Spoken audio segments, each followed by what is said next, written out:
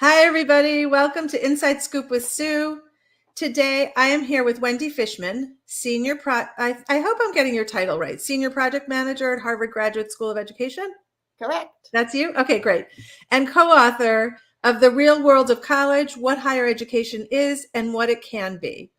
So I read a good portion of the book. And if anyone else is listening to this and is saying like, oh, I'm not going to read a book from academics, it reads like a novel. I mean, it's really, really interesting and reads quickly and interesting. And we're going to get into why some of it is deeply worrisome, but hopefully we're going to end on a very hopeful and optimistic note.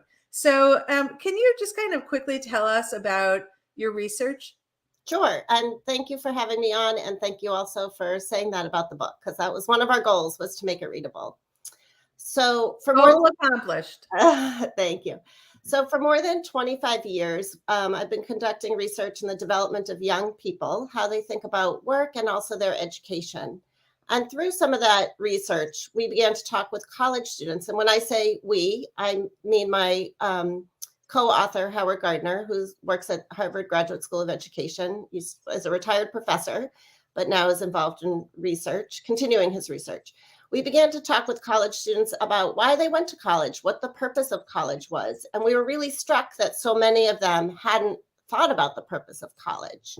So we began more than 10 years ago in 2012, a large-scale research project to delve into people's views about college. We wanted to collect rigorous data about people's perspectives because so many books and articles are really written on opinion or assumption or just based on surveys. And so we wanted to talk with individuals, many different stakeholders across many different schools that represent the range of colleges and universities in the United States, and talk with them in depth. So we spent more than 5 years collecting data. We visited 10 campuses multiple times. We talked with 2,000 individuals across the schools. We met with faculty and high-level administrators in their offices, students in the campus centers and in their dorms. We interviewed young alums, trustees, parents. So we can all feel good that you got a wide swath of perspective. You really understand higher ed. Exactly. And so after that, we spent 2 years analyzing the data.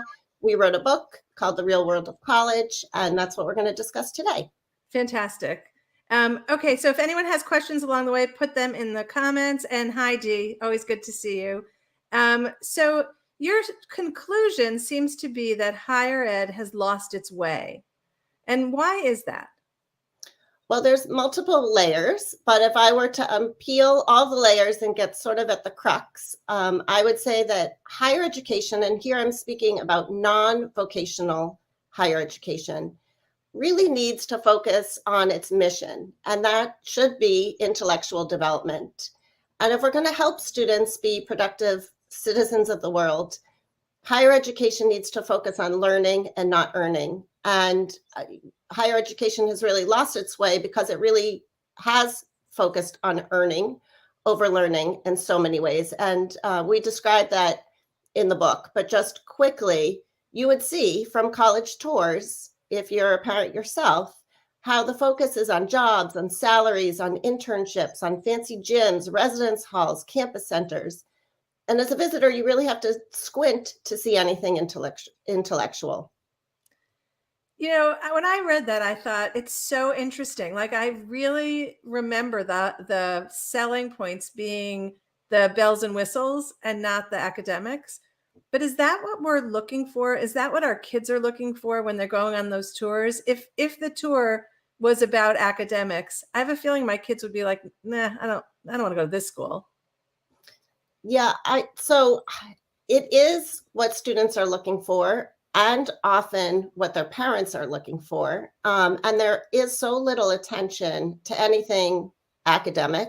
Also, little attention to what you get out of academia, which is what we call HEADCAP, higher education capital. And what we think is so important. But we believe that it's really the responsibility and the job of higher education to promote what is the mission of higher education. And that should be what we call HEADCAP growth or an increase in head cap.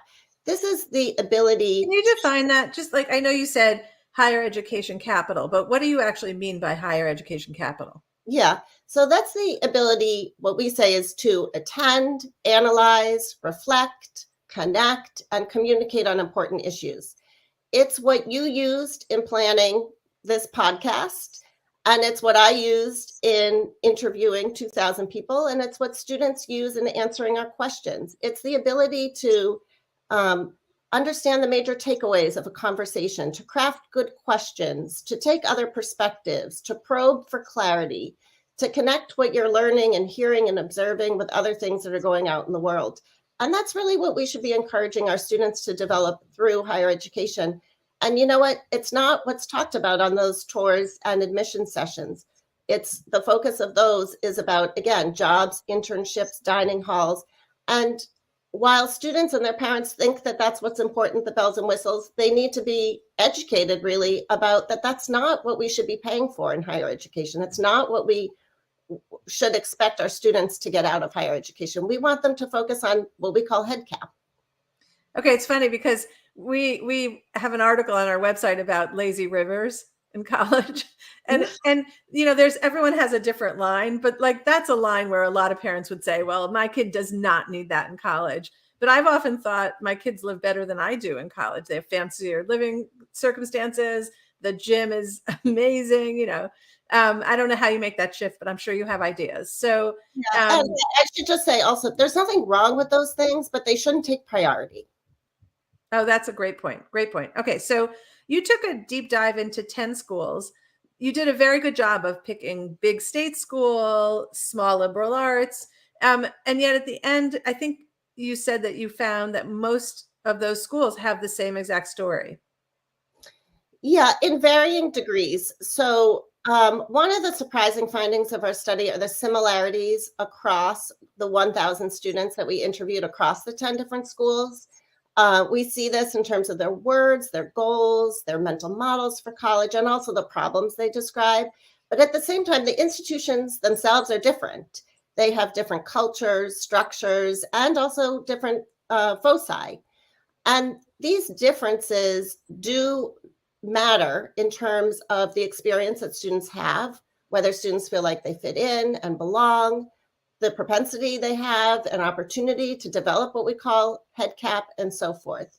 But for the most part, one of our major learnings is we can't make assumptions that the most selective schools offer the best opportunities for students, or that the smaller schools offer the best opportunities, or that the residential schools offer the opportunities. We need to really look closely and dissect what's going on each campus. And so while we did find that the students were similar, we do find that the campuses are different. And at the end of our book, we make recommendations of how campuses can increase what we call higher education capital, can help students to fit in and to belong. So the recommendations are like kind of what the school could do.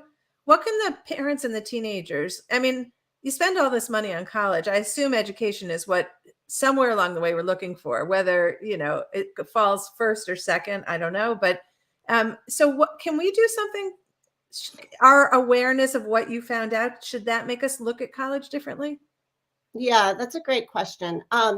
Well, I'm a parent. I'm a parent of 4 kids, and 3 are in college. Well, 2 actually just graduated. So I certainly understand the landscape as a parent. But messages make a difference, and they can be very powerful. And it's not just what they hear, but also what they observe. And it's not just at home, but also in high school. And the pressure to do well is really making today's college students anxious, stressed, driving them to have misguided goals for higher education. So in a sense, we find that many students don't really get what they're paying for. So as high school educators and parents, there are things that we can do and that we should do. Just a very simple suggestion or recommendation is to spend time asking students why they're going to college. So much focus in high school is on getting their students into college, and this happens, you know, in the high school setting, but also at home, rather than asking students what they really want to get out of it. We had so many people tell us, so many students tell us they never really thought about the purpose of college. So that's just one very simple recommendation. All right, so you've looked at this whole thing in depth and you have recommendations. What's the big one you could do like right now and make the most significant change? As a parent or as an educator? Tell us both. Okay. Well, as a parent, I mean, my own rule for my students. So I guess it's the same for both. I feel as though non-vocational higher education has diminished the importance of liberal arts and sciences. And if schools want to be a journalism school or a medical school or an engineering school, they should deliver on that promise. But if they're a liberal arts and science school, they need to deliver on the promise to give students general knowledge and general intellectual capacities that will help them in whatever they choose to do. And as not only educators at the higher education level, but also at the K through 12 level and parents, we shouldn't diminish the importance for students for getting a general education. And, back to the tours, when we went on so many tours, liberal arts and sciences was seen as what you chose when you couldn't get into the engineering school, couldn't get into the business school. So I feel as parents, as educators at all levels, we need to promote what is positive about a general education. It's not just about getting a first job. It's about developing intellectual capacities that will last a lifetime. So it's interesting because I think not to put down the idea that we want our kids to get a job after college, after we've spent this huge financial investment. Can we do both those things? Because the business school has a clear trajectory. The medical school has a clear trajectory, right? But liberal arts, what do you do with that after college? Yeah. Well, we could debate that. And there's nothing wrong with students choosing that they want to focus if that's what their field of interest is. But at the same time, people don't value liberal arts and sciences because they don't see the quote unquote return on investment. But I would challenge people to say, to think about not just the first job, but what's your long-term learning goals? What are your long-term career goals? Because we all know that jobs are going to change. Artificial intelligence also impacts that. We asked students, what if the job that you're training for, and these were mostly liberal arts students, what if the job you're training for doesn't exist in 5 years? And they had never thought about that. So it's not that jobs aren't important. Again, I have 3 college kids. I hope they get jobs. I'm just as stressed as any other parent about them getting a job that they like and that will help them live the life they want to live. But at the same time, that's not what higher education is for. If Goldman Sachs wants to open its own training program and school, they should do that. But students who pay for college, who go to college to learn, should focus on learning and not earning. Okay, so I think that's great. I'm a big proponent of liberal arts. I'm just put out the question, just so you know. So you talk about colleges, and you describe going to school for journalism, going to school for this, and then you talked about in the book mission sprawl, I think is the term you use. So meaning that colleges are trying to be everything for everyone. How does that shift in a world where people want exactly what they want when they want it?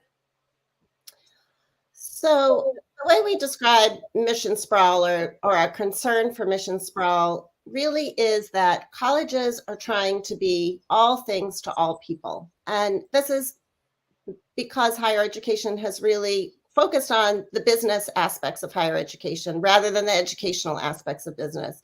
And so, for example, at the end of our book, we have a word cloud of all the key words of the mission statements of the 10 schools involved in our study. And they're admirable kinds of things like leadership, citizenship, arts, globalization, diversity. These are all things that are so important.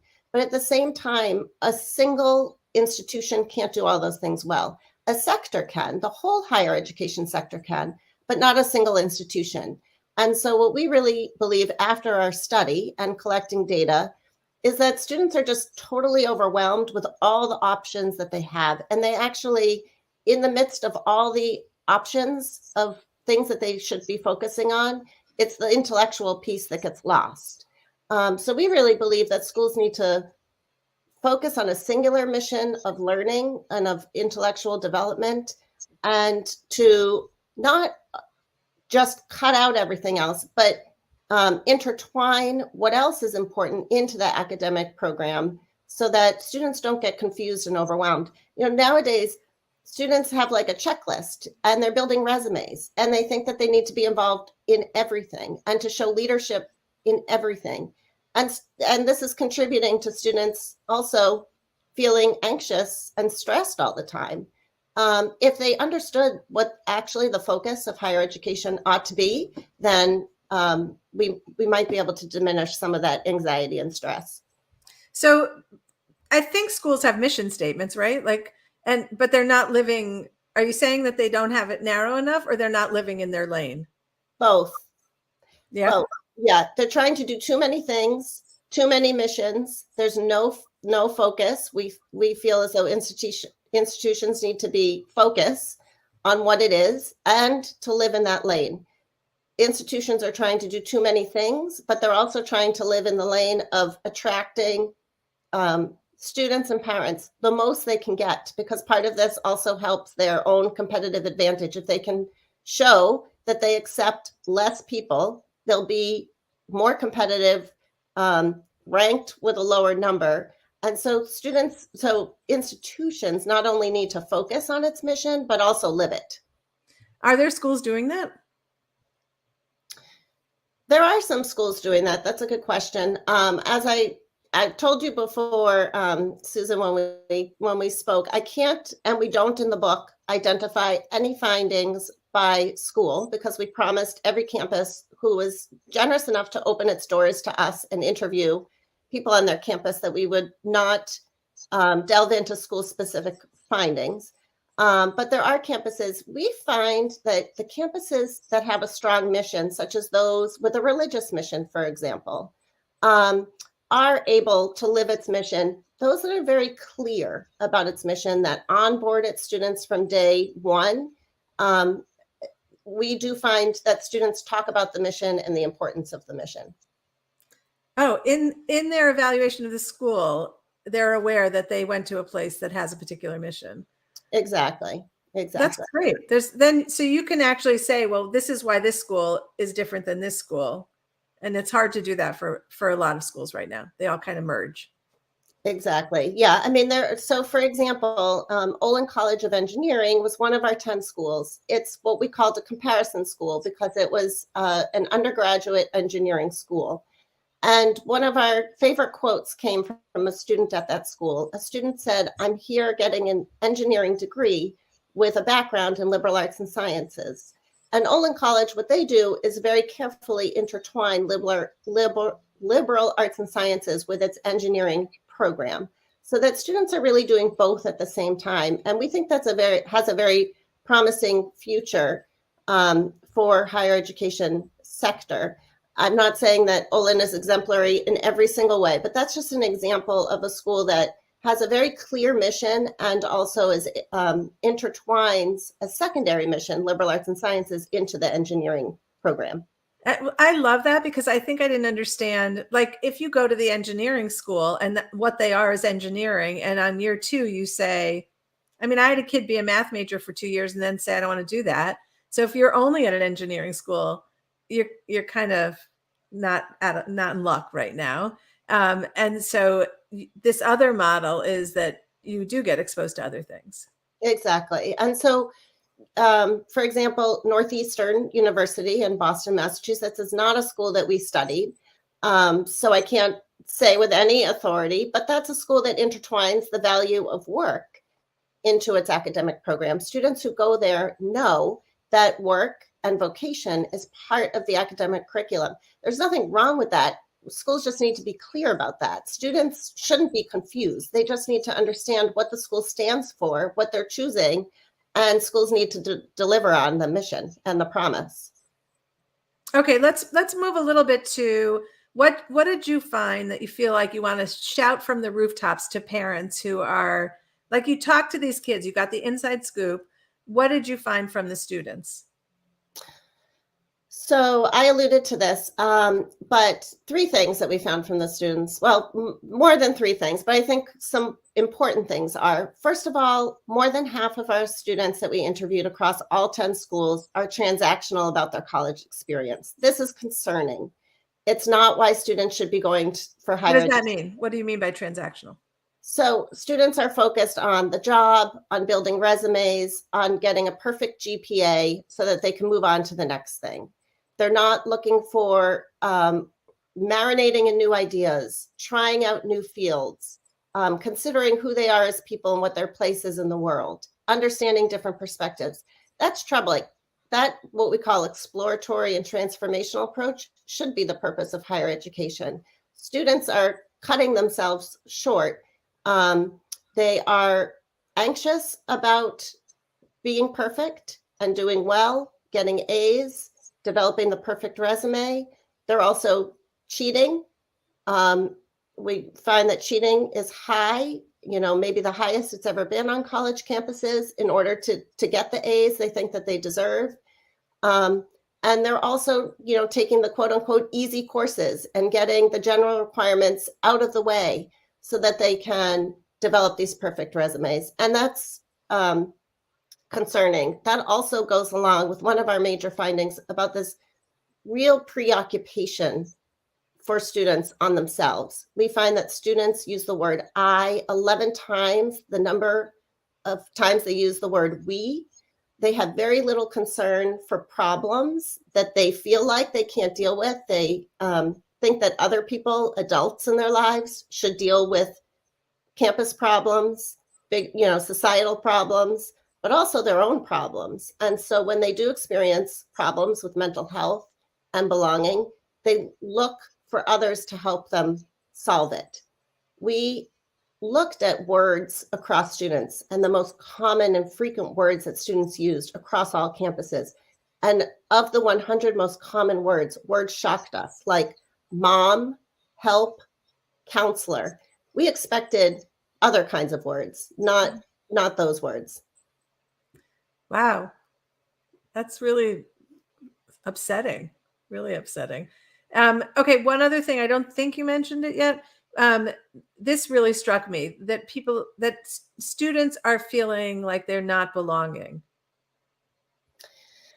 Yeah, so belonging is an interesting concept because it's concerning, and it should be, and it's gotten a lot of attention recently, especially because of the pandemic. And young people, all people, but especially young people, have really been isolated in lots of ways.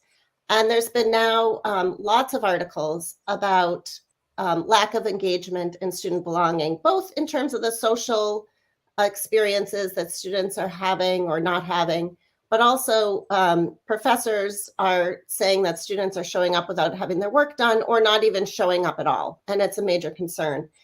For us, we were onto this in 2012.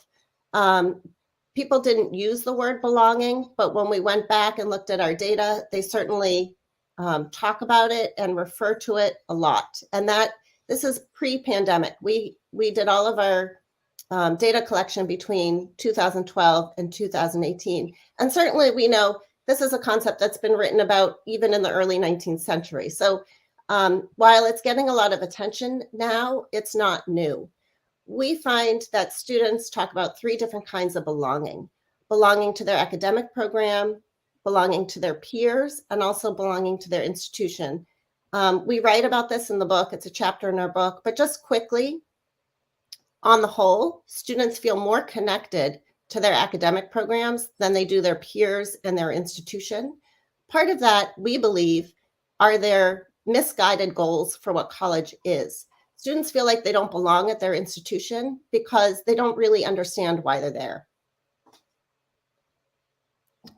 So who fixes that problem? Like, is that the school that has to do something? Is that preparing our kids before they get to college? What is that? Yeah, so that's a good question. And certainly I would say all of the above. My own belief, and this is, we don't write about this too much in the book, but my own belief is that we need to hold the sector of higher education and institutions responsible for helping to solve some of these problems, but they can't do it alone. They can only deal with what they're given when students walk onto campus as first-year students.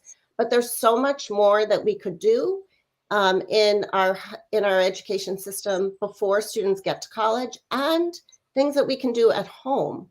So again, I really do believe that if students had given thought to why they want to go to college, what they want to get out of it, and were more purposeful in picking the college that they felt they understood the mission and felt that they knew well, and they felt that they were going to belong to and fit in, they'd be much better off than students who are so strategically focused on getting into the best school. So I think that we can help belonging at lots of different levels.